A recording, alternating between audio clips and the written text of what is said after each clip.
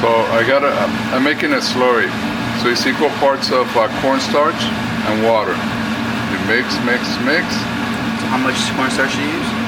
I use 2 ounces of cornstarch or 4 tablespoons and 2 ounces of water. It should look like whole milk, basically. It should look like very...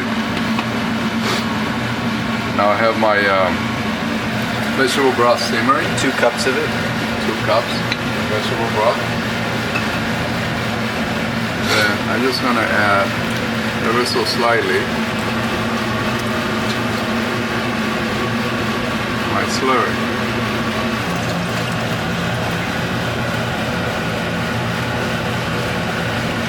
Good. Thickening. So extremely thick. Okay. Turn that up.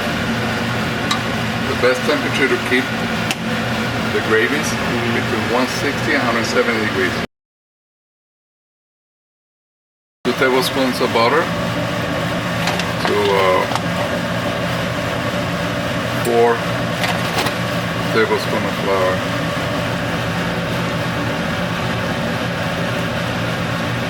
You have a cup chicken broth, Okay. and half a cup of vegetable broth. So how do I know when my roux's done? Oh, because it's cooked. Just kidding. So you don't want it brown, the flour. You don't want it pale, you just want it white. So that's a white roux. So now you want to bring this to a boil. Stir to break all those flour lumps.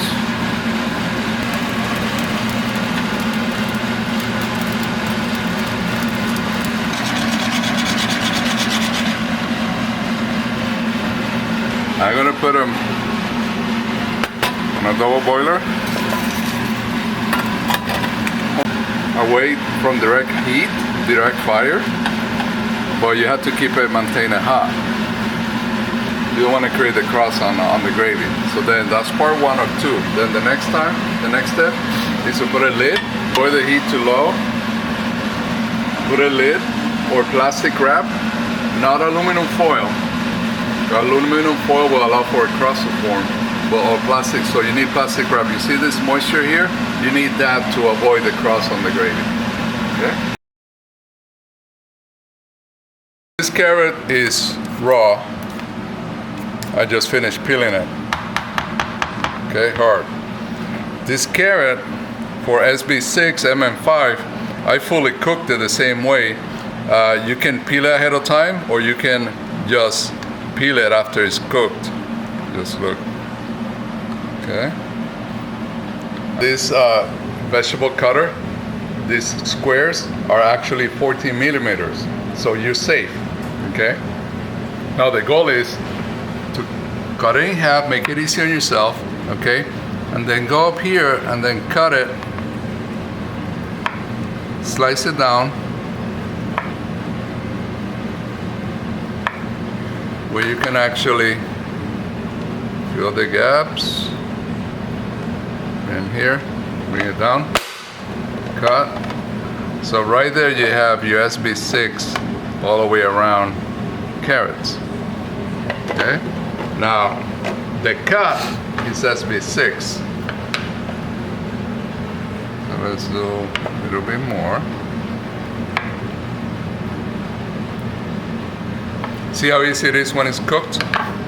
And it's easy on the blade, on your equipment. It doesn't stick.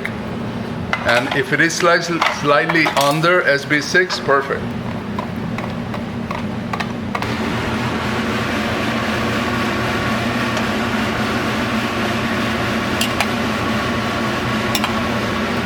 Okay. And now let's test it. See, no juices are running. And that's the goal. Okay? At this point, put in the microwave. Thickened vegetable broth is hot. And then you can keep it in a double boiler, in a steamer, in a warmer, and it'll be fine. Okay? Wrap it to hold it with plastic wrap. Never use aluminum foil. So now we're gonna slice it a little bit thinner, okay? It shows that it's a cut will be a MM5.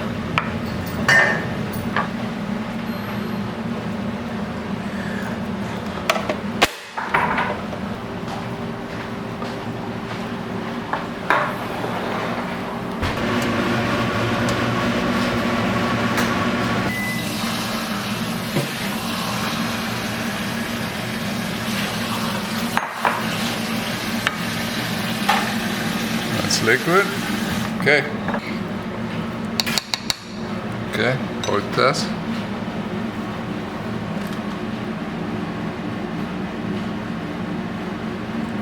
Nice. With a little pressure. See my thumb? I'm not showing the white. And it squeezes through. Okay, when I put the spoon, it doesn't come back to the original form. Nothing runs.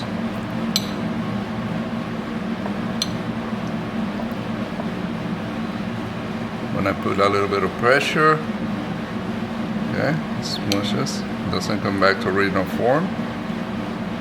Then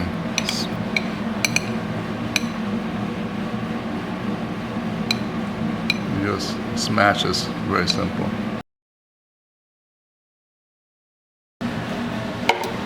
All the pieces. Then you're gonna add enough to cover the bottom of the blade of vegetable broth.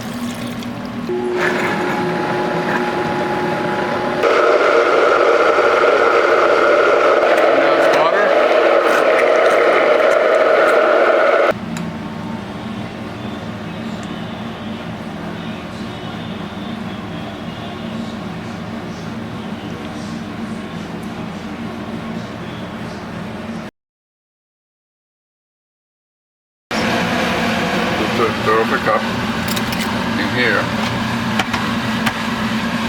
and it goes with the same amount of thickened vegetable broth. Okay?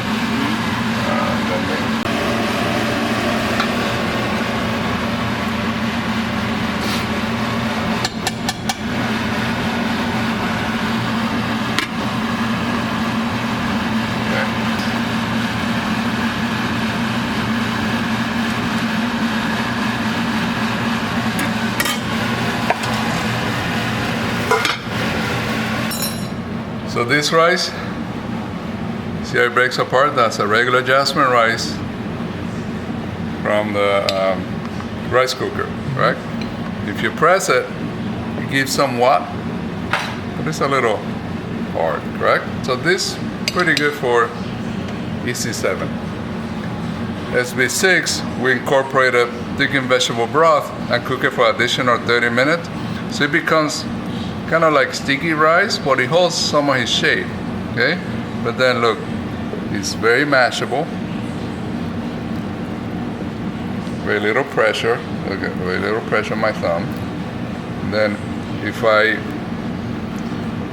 press with the back of the spoon, I can actually smash it, okay, puree-like. So we've been using this in our hospital as SB6, and we haven't had an issue at all. So that's your rice. Just put in the same amount for a third of a cup rice. Put about 3 ounces of thickened vegetable broth, and just keep it hot for an additional 30 minutes, and you'll get good results. After it's cooked, Yep. 265 degrees, make sure please let it rest completely. So right now it should be between 120 to 130 degrees max. Okay, so we're just gonna butterfly it. So we're gonna slice in a way that is slightly less than SB6 thickness. If you have a turkey breast, it applies the same concept applies. Okay, so let's do 3 strips. So if you look thin, Thin enough, correct? Now look at this. That's too big for the circumference of the cutter. So please, try not to force it, because it won't work correctly. Then through, push it through.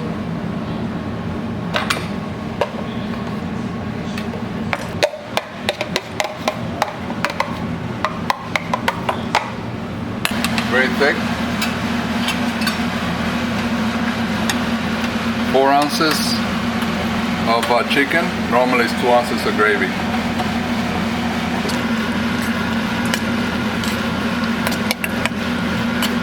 IDDSI chicken. When you apply pressure,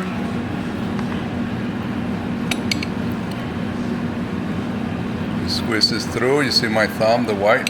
Okay, it doesn't come back to the shape, so it stays flat. That's what you're looking for.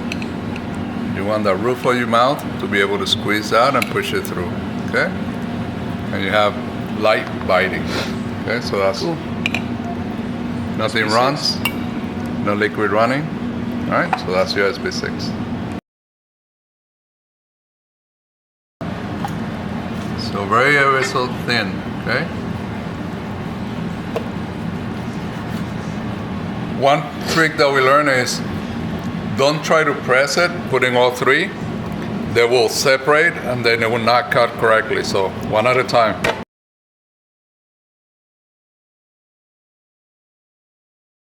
When you do mass amount, like we do at work, what I do is I grind it. I put it on a blender or a Robocoupe.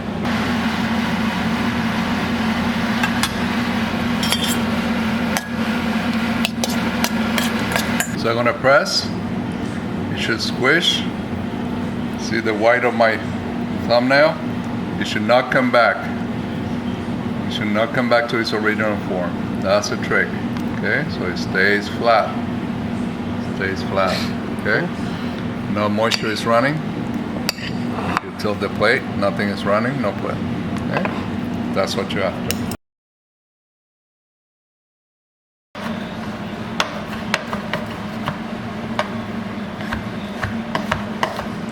Okay. Enough liquid to the bottom of the blade, correct?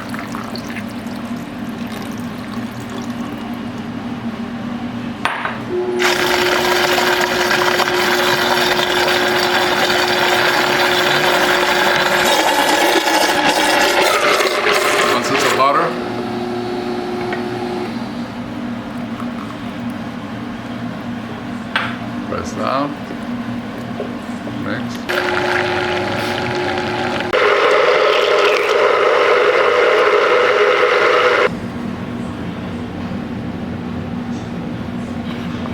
Talk to me. Alright, so now spoon test. Sideways. Okay.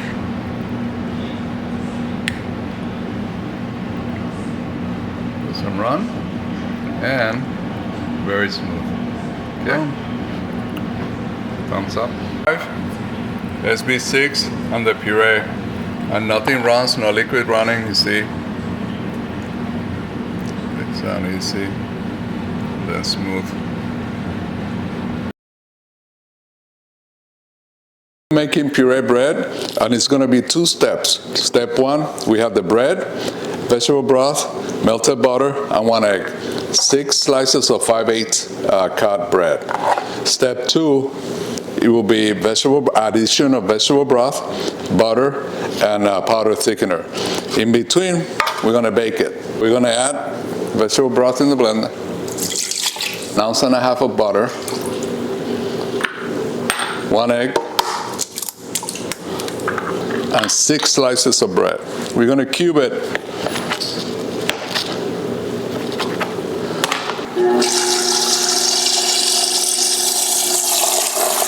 So now that it's all blended, we have the cubed bread.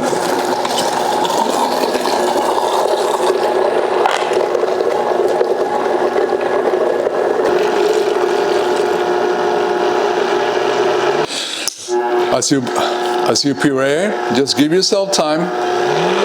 Blend slow, bring it up. Make sure you create that vortex. So you see, we'll create an air pocket. So then turn it off, blend it, push it down, back up.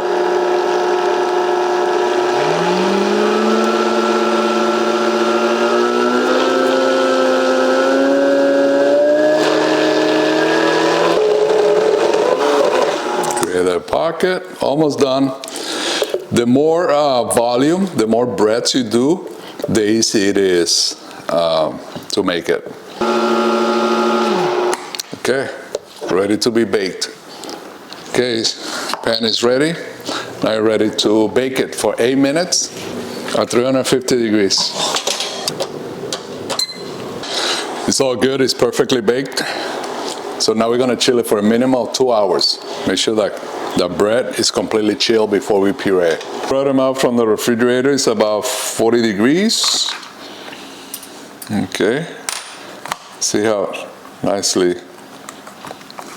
thick it is. So now we're just gonna scrape it off and put it in a blender. Once we discover that refrigerating it and then pureeing it again, it kind of held the bread, keeping the flavor as a slice of bread intact for some reason.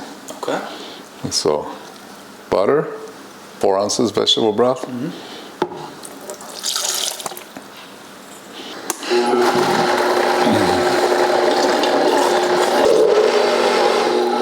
As you can tell, everything is cold. So then, once we test it, cold, it would taste so delicious. You can eat it cold, or you can heat them up and eat it hot. And you can microwave it too. Okay. Not all bread are created equal, so you might need a little bit more broth, and maybe not thickener at all. Look at that smoothness, how smooth it is. That is smooth. Almost done.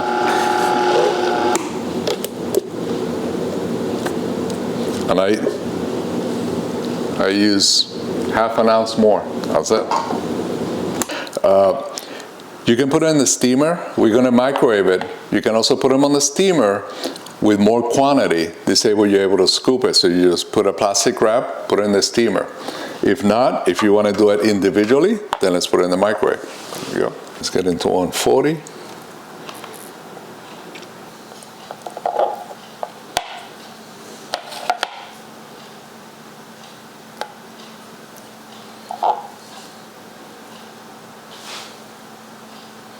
Smooth like it. In a good way. Nice and smooth. Look at that.